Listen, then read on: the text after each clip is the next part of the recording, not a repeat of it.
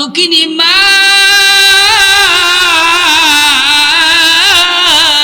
কত দরদি মা সন্তান প্রসব করতে যাইয়া মার জিহ্বাটা পর্যন্ত বের হয়ে যায়, আর কত মা বেহুশ হয়ে জমিনে পড়ে থাকে, আর কত মা সন্তান প্রসব করতে যাইয়া কত মা দুনিয়া থেকে বিদায় হয়ে যায়। কে বলেন এমন ঘটনা সমাজে এলাকার মধ্যে আছে না নাই? আরে যুবক, কোন মায়ের কষ্ট দে, কোন মায়ের মনে আঘাত দে, তোরে জন্ম দিতে গিয়া দুঃখিনী মা মৃত্যুর সাথে পাঞ্জা লড়েছে। কি বলেন ঠিক না বেঠিক? তাইলে প্রসবের যন্ত্রণা কম না বেশি? প্রসবের কি বেতা মাই জানে সেই কথা, মরিয়াও যেন মায়ের মরণ হইল না। আমার সাথে বলেন, প্রসবের কি বেতা মাই জানে সেই কথা, মরিয়াও যেন মায়ের মরণ হইল না। মায়ে দরিয়া উদরে কত যতন করে, মায়ে দরিয়া উদরে, মায়ে ধরিয়া উদরে কত যতন করে, 10 মাস 10 দিন শৈল দুঃখ বেদনা, এমন দরদি ভবে কেউ হবে না আমার মা, মা গো। আল্লাহ পাক যে আমাদেরকে সময় সুযোগ করে দিলেন, সেই জন্য আমরা জবানটা খুলে কালিমাতুশ শুকর আদায় করি। সকলেই বলিষ্ঠ কণ্ঠে উচ্চ আওয়াজে বলি আলহামদুলিল্লাহ। আবারও শুকর আদায় করি যিনি আমাদেরকে আখির নবীর উম্মত বানাইছেন, মুসলমানের ঘরে জন্ম দিয়েছেন, পাশাপাশি আমাদেরকে সুস্থ রাখছেন, হায়াত দিয়ে এখনও বাঁচায় রাখছেন, হাঁটা চলা করার মতো সুযোগ এখন পর্যন্ত দেয়া রাখছেন। যে আল্লাহ তাআলা আমাদেরকে এতগুলি নিয়ামতের মধ্যে ডুবাইয়া রাখছেন, ওই মালিকের দরবারে আবারও শুকর আদায় করি। সকলেই উচ্চ আওয়াজে বলি আলহামদুলিল্লাহ। সম্মানিত হাজিরিন, আজকের এই মাহফিলে আমরা আসতে পেরে কোরআন হাদিসের আলোচনা শুনতে পেরে বেজার না খুশি? অল্প না বেশি? কেমন খুশি হয়েছেন একটু টেস্ট করব।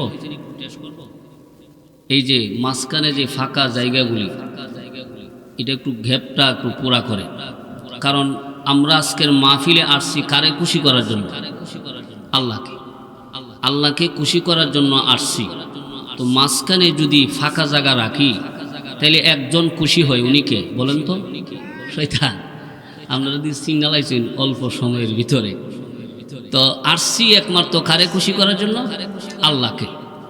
এই জন্য মাঝখানে যদি ফাঁকা জায়গা থাকে তাইলে শয়তান খুব খুশি হয়। এই জন্য শয়তান আমাদের বন্ধু না শত্রু? শত্রুকে আমরা খুশি করব না, আমরা আসছি মালিককে খুশি করার জন্য, ঠিক না? এই জন্য এই শত্রুরে আমরা খুশি করার জন্য আসি নাই। এই জন্য শত্রু যেন আমাদের দুশ্মন, আমাদের বাপেরও দুশ্মন, ঠিক না বিঠি? আমাদের আদি পিতা আদম আলাইহিস সালাতু ওয়াস সালামেরও শত্রু, তো আমাদের সবার শত্রু। এই শত্রুকে আমরা খুশি করব না, আমরা আল্লাহকে খুশি করব।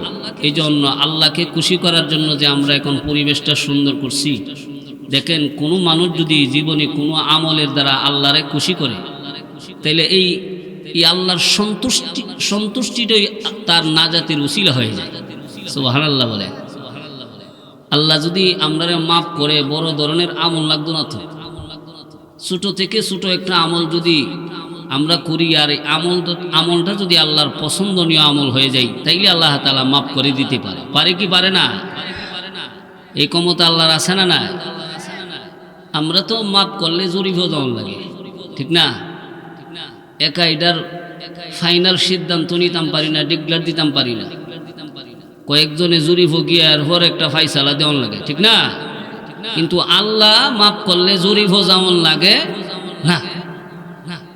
সম্মানিত হাজিরিন, আমি আপনাদের সামনে পবিত্র কোরআনুল কারীম থেকে সূরা বনী ইসরাঈলের 23 নম্বর আয়াত তেলাওয়াত করেছি। রসুলের অসংখ্য গণিত হাদিস থেকে এক টুকরা হাদিস পাঠ করেছি। কোরআনের আয়াত, রসুলের হাদিসকে সামনে রেখে আমাকে ইখলাসের সাথে কিছু কথা বলার আর আপনাদেরকে আমলের নিয়তে শ্রবণ করার তৌফিক আল্লাহ পাক দান করুক। ওমা তৌফিক ইল্লা বিল্লাহ, সকলে বলি আমিন। সম্মানিত হাজিরিন, আমার তেলাওয়াতকৃত আয়াতে আল্লাহ তাআলা বলেন, ওয়াকাদা রাব্বুকা আল্লা তা'বুদু ইল্লা ইয়্যাহু ওয়া বিল ওয়ালিদাইনি ইহসানা। আল্লাহ তাআলা বলেন, রে দুনিয়ার মানুষ, আমি আল্লাহ তাআলা ফয়সালা দিয়েছি, সিদ্ধান্ত নিয়েছি, তোমরা একমাত্র ইবাদত করবা আমি আল্লাহর। ইবাদত হবে কার? আল্লাহ তাআলা বলেন, তোমরা একমাত্র আমি আল্লাহর ইবাদত করবা। আমি আল্লাহর বাদ দিয়া তোমরা চন্দ্রের পূজা করতে পারবা না, সূর্যের পূজা করতে পারবা না, আগুন পূজা করতে পারবা না, গাছের পূজা করতে পারবা না, মাছের পূজা করতে পারবা না, কোনো ব্যক্তির পূজা করতে পারবা না। একমাত্র আমি আল্লাহর ইবাদত করতে হবে। এই ঘোষণা কার? আল্লাহর। কারণ আল্লাহ আমরারে বানাইছি আল্লাহর ইবাদত করার জন্য, আল্লাহর গোলামি করার জন্য। কি বলেন, ঠিক না বেটি? আল্লাহ অন্য এক আয়াতে বলেন, ওমা খালাকুতুল জিন্না ওয়াল ইনসা ইল্লা লিয়াবুদুন। আরে ভাই, আল্লাহ তাআলা বলেন, গোলাম, দুনিয়ার বান্দা বান্দি, আমি আল্লাহ তাআলা জিন আর মানুষকে বানাইছি একমাত্র আমার ইবাদত করার জন্য, আমার গোলামি করার জন্য, আমার দাসত্ব করার জন্য। তাইলে ইবাদত হতে হবে কার? আল্লাহরে বাদ দিয়া কোনো দেবতার পূজা করা যাবে না, কোনো মূর্তি পূজা করা যাবে না, কোনো গাছের পূজা করা যাবে না, কোনো মাছের পূজা করা যাবে না, কোনো ব্যক্তির পূজা করা যাবে না। একমাত্র ইবাদত হতে হবে কার? 2 নাম্বার, ওয়াবিল ওয়ালিদাইনি ইহসানা। আল্লাহ তাআলা বলে, সন্তান,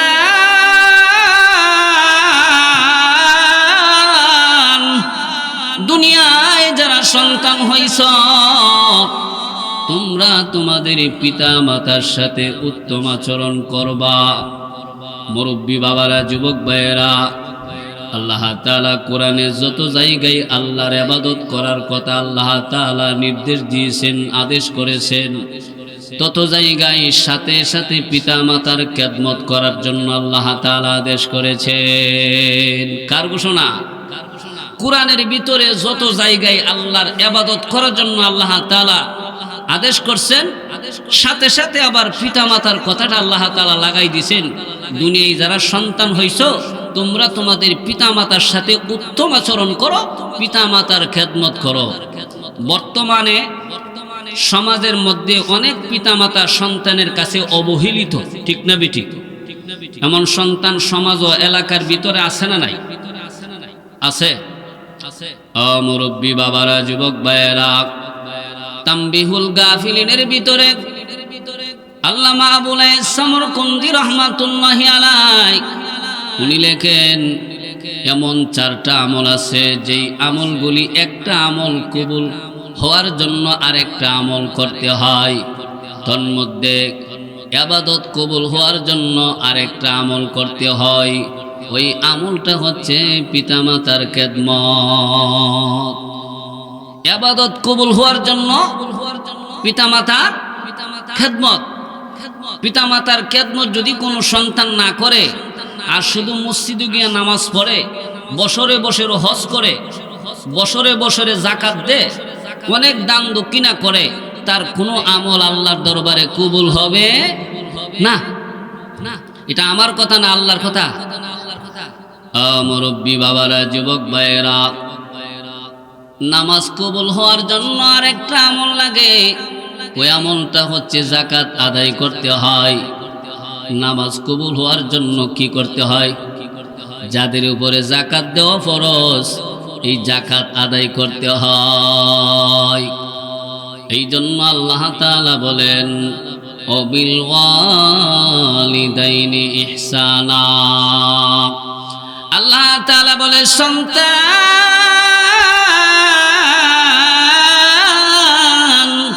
এরে দুনিয়ায় যারা সন্তান হইছ, তোমরা তোমাদের পিতা মাতার সাথে উত্তম আচরণ করো। আর এই উত্তম আচরণ করব আমরা কেমনে? আল্লাহ বুঝাইয়া দিলেন, তোমাদের সাথে তোমাদের পিতা মাতা করছে যেমনে গো, তোমাদের সাথে তোমাদের পিতা মাতা করছে যেমনে। কি বলেন? এক সময় আমাদের পিতা মাতা আমাদের সাথে উত্তম আচরণ করছে কি করছে না? এরে সন্তান, তুমি আর আমি যখন ছোট ছিলাম, তোমারে আমারে তোমার আব্বা, তোমার আমার পিতা কাঁধে নিয়া নিয়া ঘুরত, আঙ্গুলে ধরে ধরে ঘোরাইত। কি বলেন? এমন একটা সময় অতিবাহিত হয়েছি কি হয়েছে না? বাজার থেকে আসার সময় তোমার আমার জন্য মজা নিয়ে আসতো। কোনোদিন যদি ফাঁকে ফুঁকে মজা আনতে বাবা ভুইলা যাইত, রাস্তার মাঝখানে আইসা তখন বাবার যখন স্মরণ হইত, তখন বাবার কাছে খারাপ লাগতো। আহারে, প্রত্যেক দিন যে আমি আমার ছেলেটার জন্য মজা নিয়ে যাইতাম, আজকে যে মজা আনতে বইলা গেলাম, বাসায় যাইলেই তুই আমার ছেলেটা দৌড়ায় আইসা আমারে জড়ায়া ধরব। আগের দিনের মতো যদি মজাটা না পাই, তাইলে তো আমার সন্তানের চেহারাটা মলিন হয়ে যাবে, মন খারাপ করব। এরে ভাই, তখন তোমার আমার দরদি আব্বা আব্বা যখন মজা আনতে পারতো না, তখন বাবার কাছেই খারাপ লাগতো। কি বলেন? এমন একটা সময় অতিবাহিত হয়েছে কি হয়েছে না? মুরব্বী বাবারা, যুবক ভাইয়েরা, লক্ষ্য করেন মার দিকে। আমরা যখন ছোট ছিলাম, আমাদেরকে মা ওষুধ সেবন করাইতো চাইছে, আমরা হাত দিয়া মার নাকে মুখে থাবা মারছি। আমাদেরকে যখন ওষুধ সেবন করাইতো চাইছে, তখন আমরা পা দিয়া মারে লাথি মারছি। মায়ের পাশে ছিল চাচি আম্মা, চাচি আম্মা রাগ করছে। মায়ের পাশে ছিল কালাম্মা, কালাম্মা রাগ করছে।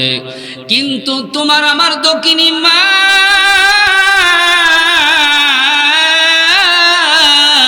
দক্ষিণী মা রাগ করে নাই। তোমার আমার দরদি মা তোমারে আমারে জড়ায়া দইরা দুই গালে দুইটা চুমুকাইছে, আর একটু মায়া মহব্বত বেশি কইরা, হাতর ভালোবাসা বেশি দিয়া কাছে নিয়া ওষুধটা সেবন করাইছে। কি বলেন? ঠিক না বিঠিক? এমন গুণ মার মধ্যে আছে না নাই? আরে ভাই, এই জন্য আল্লাহ তাআলা বলে, সন্তান,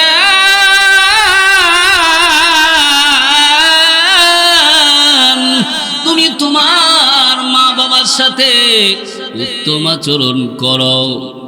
এই উত্তম আচরণ করব আমরা কেমনে? আল্লাহ বুঝাইয়া দিলেন, তোমার সঙ্গে তোমার পিতা মাতা করছে যেমনে গো, তোমার সঙ্গে তোমার পিতা মাতা করছে যেমনে। রে ভাই, আল্লাহর নবীর সামনে একজন সাহাবী হাজির হইয়া বলে, মান আহাক্কু বিহুসনি সাহাবাতি, অগনবীজি, আমি কার বেশি আনুগত্য করব, কার বেশি খেদমত করব? আল্লাহর নবী বলেন, উম্মুকা, তোমার মায়ের, সুম্মা আইয়ুন, এরপরে কার? নবীজি বলেন, উম্মুকা, তোমার মায়ের, সুম্মা আইয়ুন এরপরে খার। নবীজি বলেন উম্মুকা তোমার মায়ের। সুম্মা আইয়ুন এরপরে খার। আল্লাহর নবী বলেন আবু খা। ও মুরব্বী বাবারা, যুবক ভাইয়েরা, আল্লাহর নবী বলেন সাহাবী রে, আমার সাহাবী, আমি যে তোর মার কথা 3 বার বলছি, শুধু আমি নবী বলি নাই, আল্লাহ তাআলা তোমার মায়ের ব্যাপারে 3 বার ওসিয়ত করেছে, তোমার মায়ের ব্যাপারে 3 বার তাকিদ করেছে। ইন্নাল্লাহা ইউসিকুম বিল উম্মাহাতি সালাস। আল্লাহর নবী বলেন সাহাবীরে, তোমার মায়ের ব্যাপারে আল্লাহ তাআলাও 3 বার ওসিয়ত করেছেন, 3 বার তাগিদ করেছেন যে পিতা মাতার খেদমত করো, মার খেদমত করো। আরে ভাই, তাইলে বুঝে থাকলে ভিতরে আল্লাহর নবী মায়ের কথাটা কয়বার আনছেন? 3 বার। নবীজি কান্দার বলে সাহাবী, আমি মায়ের কথা যে 3 বার বললাম, এই কারণে বলছি, মা এমন 3টা কষ্ট করেছে যেই কষ্ট পৃথিবীর কোনো বাবা করে নাই। আল্লাহর নবী বলেন আরে সাহাবী,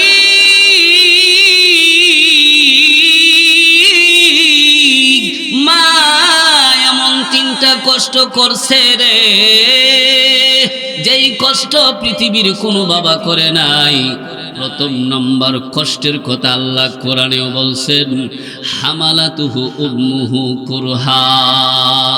আল্লাহর নবী বলেন সাহাবীরে, মা প্রথম কষ্টটা করেছে, সন্তানকে কষ্টের সাথে গর্ভে ধারণ করেছে। কি বলেন? সন্তান গর্ভে ধারণ করা কষ্ট আছে না নাই? কম না বেশি? আরে ভাই, আল্লাহর নবী বলেন আরে সাহাবী,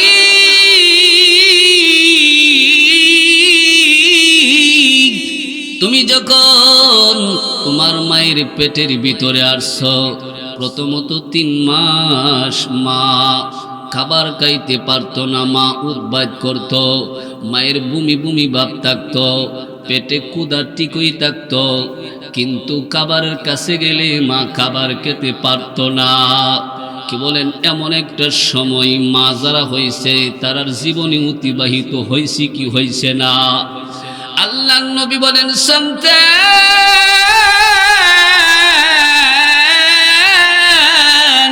শুধু তাই নয়, তুমি যখন তোমার মার পেটের ভিতরে আস্তে আস্তে যখন বড় হতে লাগলা, তখন তুমি যখন মায়ের পেটে যখন আস্তে আস্তে বড় হতে লাগলা, তুমি তোমার মায়ের গর্ভে, তোমার মা তোমারে পেটে নিয়া পরিবারের লোকদের সাথে খাবার খেতে বসছে।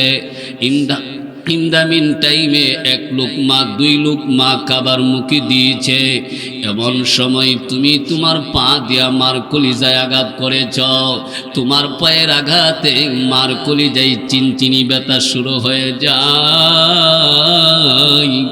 তখন ব্যথা যখন শুরু হয়ে গেছে, কি বলেন, কারো শরীরে যখন ব্যথা আরম্ভ হয়ে যায়, খাবার খেতে ভালো লাগে না, ঘুমাইতেও ভালো লাগে না, কাজ কাম করতেও মন চাই না। কি বলেন? ঠিক না বেঠিক? আল্লাহর নবী বলেন সন্তান,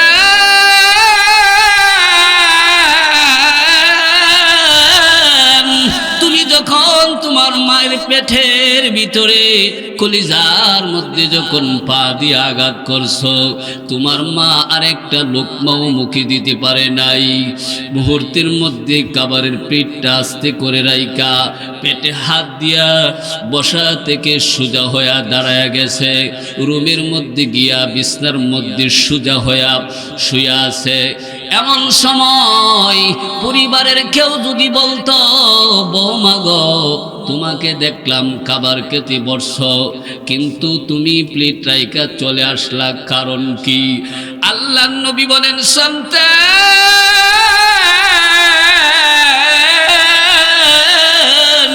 এমন সময় তোমার মা তোমার বিরুদ্ধে অভিযোগ দেই নাই, মা এমন কথা বলে নাই যে আমার সন্তান আমার কলিজায় আঘাত করেছে, আমার সন্তানের পায়ের আঘাতে আমার কলিজায় ব্যথা শুরু হয়ে গেছে, এই জন্য আমি খাবার খেতে পারি নাই।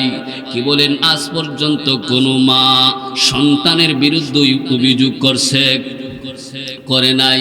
তুমি ওই প্রায় সময় বাবার বদনাম করো, মার বদনাম করো, কিন্তু মা বাবা সহজে সন্তান যে পিতা মাতারে কষ্ট দেয়, কষ্টের কথা মানুষের কাছে বলতে চাই না, এমন গুণ পিতা মাতার মধ্যে আছে না নাই? মুরব্বি বাবারা, যুবক ভাইরা, শুধু তাই নয়, আল্লাহর নবী বলেন সন্তান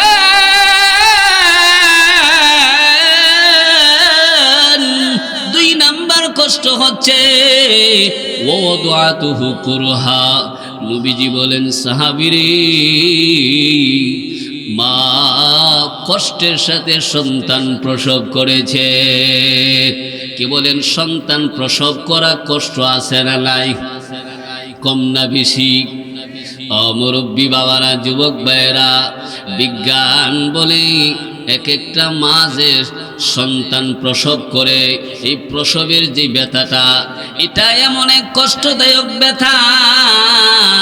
এই ব্যথাটা যখন আল্লাহর নবী রাহমাতুল লিল আলামিন বলেন, এই প্রসবের ব্যথাটা বর্তমান যুগের ইয়াং বয়সের 10 জন যুবককে যদি বন্টন করে দেওয়া হয়, 10টা যুবক এই ব্যথাটা সহ্য করতে পারবে না।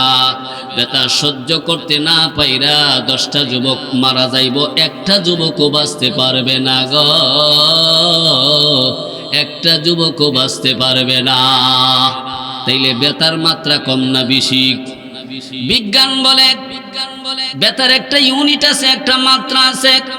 ব্যথাটা যখন 46 অথবা 47 পর্যন্ত ব্যথার মাত্রাটা থাকে, ব্যথাটা থাকে, তখন পর্যন্ত একটা মা সুস্থ থাকে, একটা মা স্বাভাবিক থাকে। বিজ্ঞান বলে একটা মা সন্তান প্রসব করতে যাইয়া তখন ব্যথাটা 56 থেকে 57 পর্যন্ত চলে যায়। এই জন্য কত মা এই সন্তান জন্ম দিতে গিয়া দুঃখিনী মা,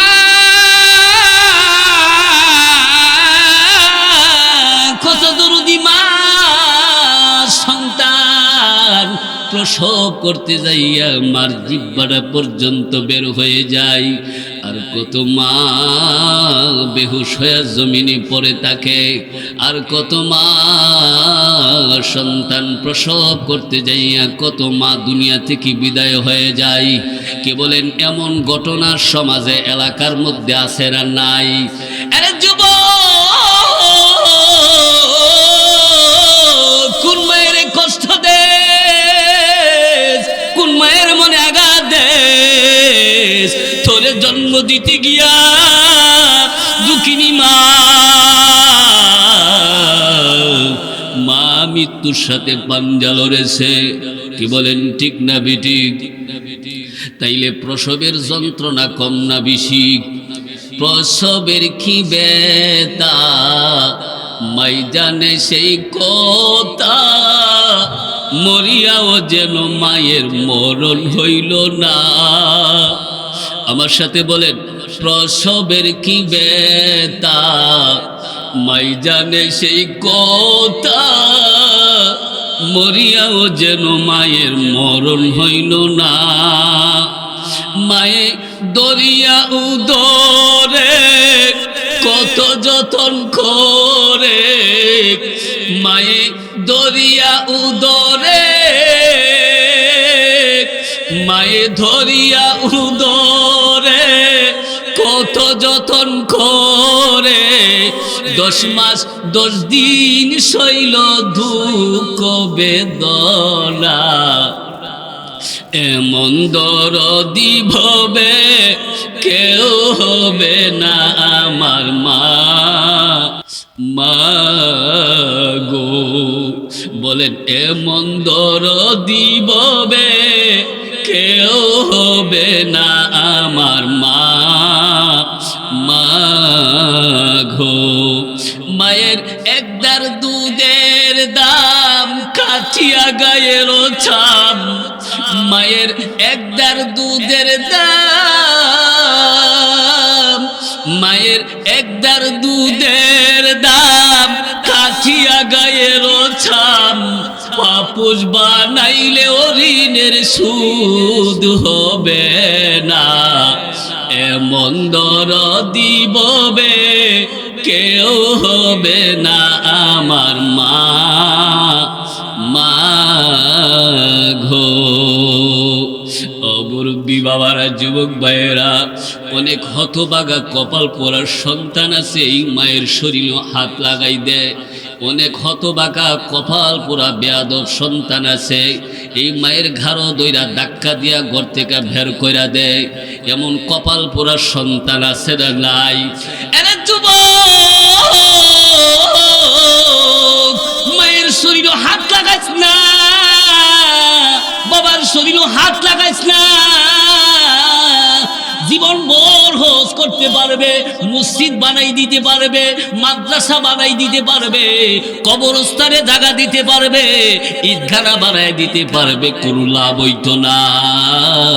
কারণ কোন সন্তান যদি মা বাবার সাথে উত্তম আচরণ না করে, তার কোনো ইবাদত, কোনো আমল আল্লাহর দরবারে কবুল হবে না। কি বলেন, ঠিক না বেঠিক? একটু জিকির করেন, লা ইলাহা,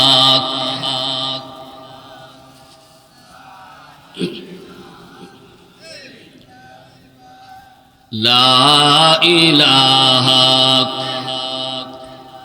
ইব্রাহিম তোমার নবী ছিল, নমরুদে আগুনে ফেলল।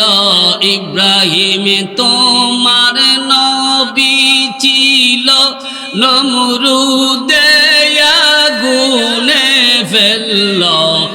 আগুন হইল ফুল বাগিচা, আগুন হইল ফুল বাগিচা।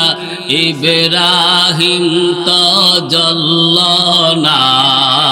লা ইলাহা,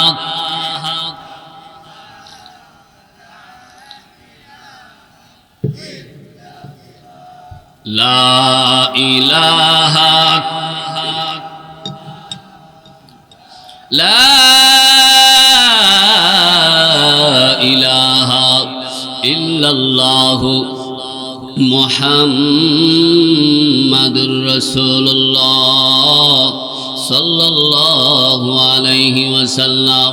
ও মুরব্বী বাবারা, যুবক ভাইয়েরা, ছোট্ট একটা বাচ্চা একটা কাগজের টুকরা নিয়া মার সামনে হাজির হইয়া বলে, মা গো, আমি তোমার কাছে 150 টাকা পাই। আর কিভাবে পাই? এই কাগজের মধ্যে লেখা রাখছি, এই একটা বাউচার বানায়া তোমার সামনে হাজির করছি। মা, আমার 150 টাকা তুমি আমারে দিয়া দাও, আমার পাওনাটা তুমি আমারে দিয়া আমার ঋণটা পরিশোধ করো। দরদি মা ডাক দিয়া বলে, বাবারে, তুমি কিভাবে আমার কাছে 150 টাকা পাইবা, আমার একটু বুঝায়া খাও। এবার সন্তানরা ডাক দিয়া বলে, মা, রাতের বেলা যে আমারে বলো মশারিটা টানায়া দিতাম, এই জন্য 50 টাকা।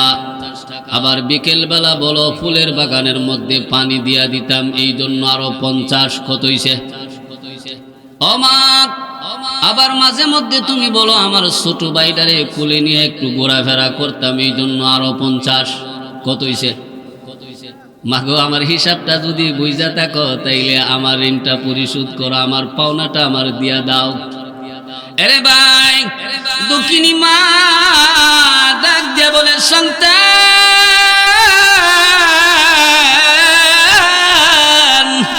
তুমি আমার কাছে 150 টাকা পাইবা, কিভাবে পাইবা? আমার হিসাব দিছ, বলতেছো তোমার পাওনাটা আমি পরিশোধ করতাম। বাবারে, আমি মাও তোমার কাছে কিছু পাওনা পাই, আর তুমি আমার কাছে কিভাবে টাকা পাও? এটা কাগজের টুকরার মধ্যে লেখা একটা বাউচার বানায় আনছ, আর এই বাউচারটা তুমি নিজে বানায় আনছো, এটা হলো কাগজের টুকরা। এরে সন্তান,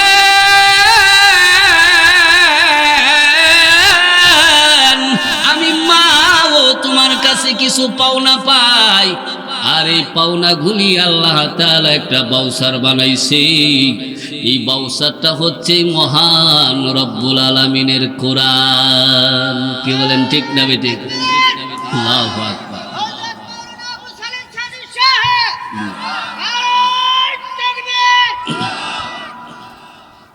মুরব্বী বাবারা, যুবক ভাইয়েরা, এবার মা ডাক দেয়া বলে, এর সন্তান, আমার প্রথম নাম্বার বাউসার হচ্ছে আমি তোমারে খুব কষ্ট করে গর্ভে ধারণ করেছি। এর সন্তান,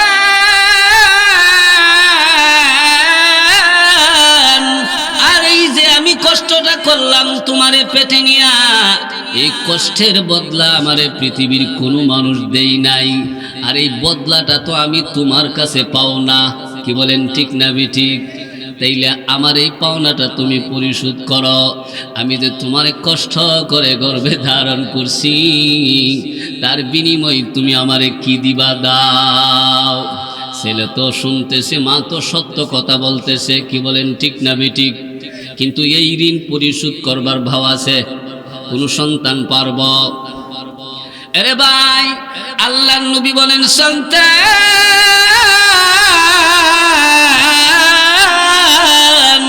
মায়ের ঋণ পরিশোধ করতে পারবা না। তোমার বুকের চামড়া যদি চাকু দিয়া কেটে তুমি যদি রোদ্রে শুকাও, আর এই বুকের চামড়া দিয়া যদি মায়ের পায়ের স্যান্ডেল বানায়া দাও, মাই স্যান্ডেল ব্যবহার করে ছিঁড়ে ফেলে, আবার তোমার বুকের চামড়া দিয়া যদি আবার মায়ের পায়ের স্যান্ডেল বানায়া দাও, আর মাই স্যান্ডেল ব্যবহার করে ছিঁড়ে ফেলে, এর সন্তান, তারপর মা যে তোরে 32 নালের দুধ খাওয়ায়া পালছে, এক ফুটা দুধের ঋণ পরিশোধ হবে না। আরে ভাই, তাইলে মায়ের ঋণ কোন সন্তান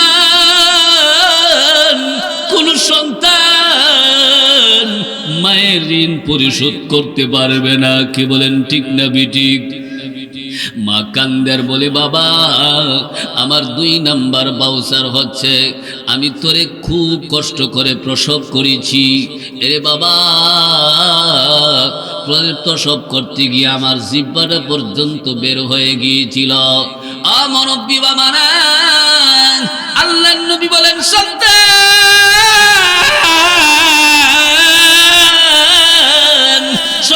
প্রসব করতে যাইয়া কত মা জমিন অজ্ঞান হয়ে পড়ে থাকে। মায়ের কোনো হুঁশ নাই, কোনো জ্ঞান নাই। এই দিক দিয়া তোমারে আমারে মা চাচিরা পরিষ্কার করার জন্য, গোসল করাইবার জন্য, কেউ গেছে ভুল আনতো, আবার কেউ গেছে গামছা আনতো, কেউ গেছে পানি আনতো। আরেকজনের কোলে তুমি আর আমি, আর মা বেহুশ হইয়া জমিনে পড়ে আছে। মার কোনো হুঁশ নাই, মার কোনো জ্ঞান নাই। আল্লাহ তাআলা ডাক দিয়া বলে, ফেরেশতা,